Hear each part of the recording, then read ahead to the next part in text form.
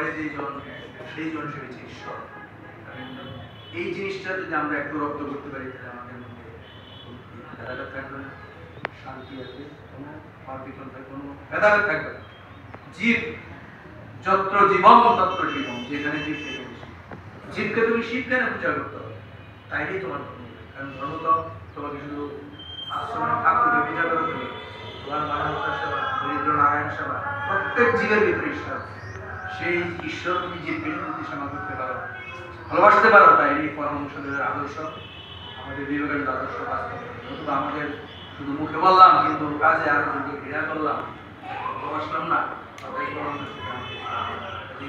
এই যে আমাদের শাশ্বত বাণী, অমর বাণী, এবং এই যে আমাদের সবকিছু অসাম্প্রদায়িক কথাবার্তা, জীবে প্রেম করে এই জন্য এই জীব যে যার জীবন আছে সেই তো জীব। এই জীবের ভিতরে হিন্দু মুসলমান বৌদ্ধ খ্রিস্টান ভেদাভেদ নেই, সবকে ভালোবাসতে হবে, প্রেম করতে হবে, শ্রদ্ধা ভক্তি করতে হবে। এটা আমার ধর্ম আমাকে শিক্ষা দেয়। আমার ধর্ম আমাকে উপমণ্ডকতা শিক্ষা দেয় নাই, আমাকে কুসংস্কার শিক্ষা দেয়। আমার ধর্ম বিরাট, সনাতন ধর্মের বিরাট ব্রড স্পেকট্রাম। আমরা ডাক্তারাই ইংলিশে একটা কথা বলি, যদি আমরা কোনো রোগীকে অ্যান্টিবায়োটিক দিই, অ্যান্টিবায়োটিক দুই প্রকার আছে, একটা ন্যারো স্পেকট্রাম, একটা হলো ব্রড স্পেকট্রাম। ন্যারো স্পেকট্রাম শুধু 2-3টা ওষুধে অ্যাকশন করবে, কিন্তু ব্রড স্পেকট্রাম দিলে অল দিন, অর্থাৎ সব ওষুধে কাজ করবে। ঠিক আমার ধর্মটা সেই, আমার ধর্ম ব্রড স্পেকট্রাম, অর্থাৎ এটা মহাসাগর, যে পরীক্ষা আসতে পারে। Welcome to everybody. এই জন্য আমাদের যে ঐতিহ্য, আমাদের যে বিবেকানন্দের শিক্ষা, মহাসাগরের শিক্ষা, স্বামী বিবেকানন্দের শিক্ষা, এই শিক্ষার থেকে যদি কিঞ্চিত আমরা নিজের আয়ত্ত করতে পারি, চর্চা করতে পারি, আশেপাশের মানুষকে মিলাতে পারি, তাইলে আমাদের এই সমস্ত সুন্দর আয়োজনের সার্থক। পরিশেষে আপনাদের সবাইকে ধৈর্য ধরে এই কথা শোনার জন্য ধন্যবাদ জানাচ্ছি, এবং আমরা সবাই মিলে চেষ্টা করবো যাতে আমাদের মহারাজ এখানে আসার পর আমরা সবাই আমার সাথে একমত হবে। আমাদের বিভিন্ন ধর্মীয় অনুষ্ঠান বা বিভিন্ন আগের চলে উজ্জীবিত হচ্ছে। আগে অনেকটা, আমি অনেক সময় বলি, প্রদীপ চলতেছিল কিন্তু টিপ টিপ টিপ টিপ চলতেছিল। আমাদের মহারাজের অক্লান্ত প্রচেষ্টা, ওনার নিজস্ব কৃতিত্বে আমাদের এটা আস্তে আস্তে করছে। আমরা চাই আমরা উত্তরোত্তরভাবে এই যে অব্যাহত থাকার চেষ্টা, আমরা সবাই মিলে ওনাকে সহযোগিতা করবো যাতে আমাদের বিভিন্ন অনুষ্ঠান, আমাদের মা শারদা দেবীর অনুষ্ঠান, স্বামীজির অনুষ্ঠান, প্রত্যেকে আশাবাদ ব্যক্ত করে আবারও ধন্যবাদ জানিয়ে আপনাদের সবাইকে ধন্যবাদ জানিয়ে আমি সবাইকে ধন্যবাদ। কিছুক্ষণ গানের মধ্যে, কিছুক্ষণ পাঠের মধ্যে, এখন ডাক্তারবাবু এসে একটু আলোচনা করলেন, মানে অনুষ্ঠানটাকে একটু মানে প্রাণবন্ত করে তুললেন। সেজন্য ডাক্তারবাবুকে আমি আসার পক্ষ থেকে খুব ধন্যবাদ জানাচ্ছি। আর ধন্যবাদ জানানোর কিছু নেই, কারণ উনি আমাদের কমিটির সদস্য, এটা হলো সবচেয়ে বড় কথা। কারণ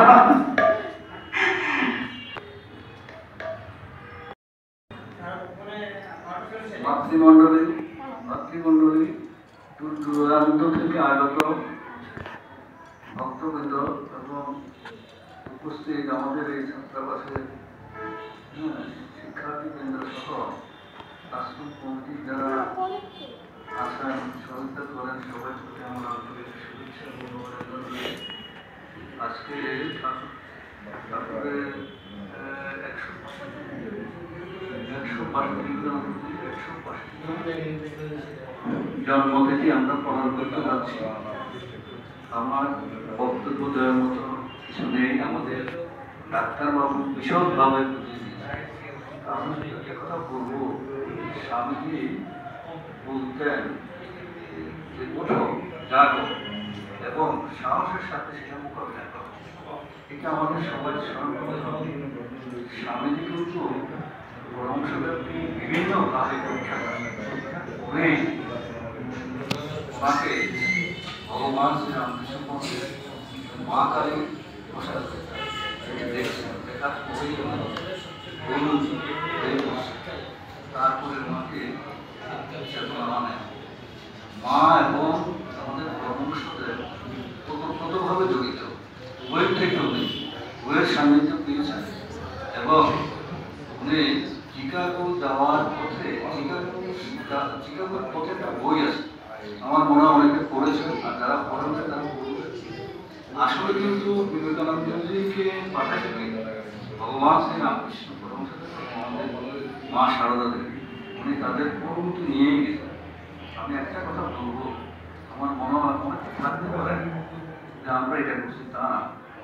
বিবেকানন্দজি যদি সেখানে উপস্থিত না থাকতেন, আমাদের যখন হিন্দু সমাজ বেরিয়ে নিয়ে যাচ্ছে, ডাক্তারবাবু যদি বলছেন ভেদাভেদ গলাল সেন যেটা করে গেছেন, যদি উনি সেখানে না যেতেন তাহলে আমাদের হিন্দু সমাজের অস্তিত্ব থাকতো না, আমি মনে করি। যাক, সেখানে গিয়ে উনি আমাদের ধর্মের কথা তুলে ধরছেন, তার সাথে সাথে সেখানকার যারা অনেকে শিষ্যত্ব গ্রহণ করেছেন, আর উনি বিদেশে এসেছেন, আবার সে সংগ্রাম আরম্ভ করছেন। আসলে অল্প বয়সে, মাত্র 39 বছর বয়সে উনি পরলোকগমন করেন। যদি থাকতেন আমার মনে হয় আমাদের আরো অনেক পরিবর্তন আনতে পারতেন।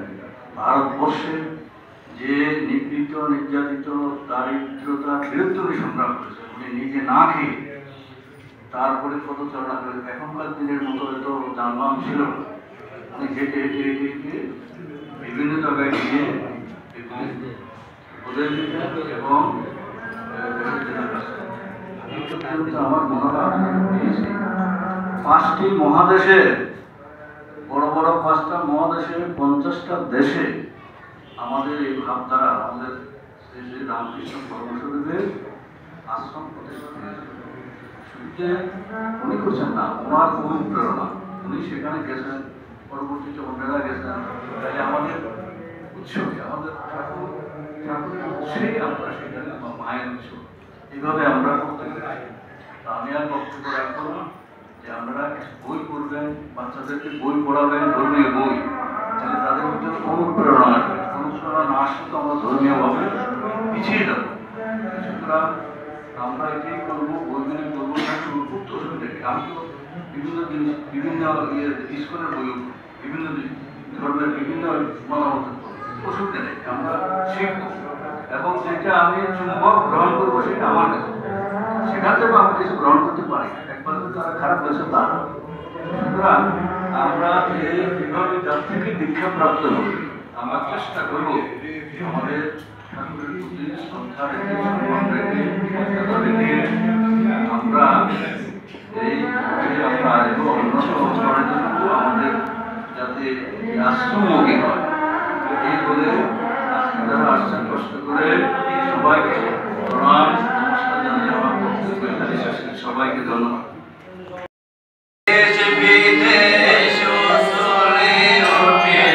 তোমার